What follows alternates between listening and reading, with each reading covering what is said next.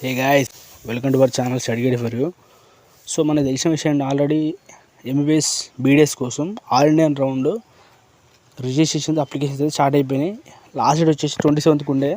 So మనకి practical వీడియోలో good news ఏంటంటే అది ఎక్స్టెండ్ చేయడం జరిగింది. ఎప్పటికంటే 31st వరకు మనకి ఎక్స్టెండ్ చేశారనమాట. సో ఇంకెవరైనా అప్లై చేయాలనుకుంటే చేసుకోండి. 31st 12 PM వరకు టైం ఉంటుంది, చాయిస్ ఫిల్లింగ్ అయినా. సో దాని రిజల్ట్ వచ్చేసి మనకి 3rd to 4th వచ్చేస్తుంది. సో ఇది ఎంబీబీఎస్ బీడీఎస్ రెండు కూడా అప్లికేషను. సో ఇది ఇప్పుడు అప్లై అయిపోతే మనకి ఫస్ట్ రౌండ్కు మళ్ళీ ఎలిజిబుల్ కామన్నమాట.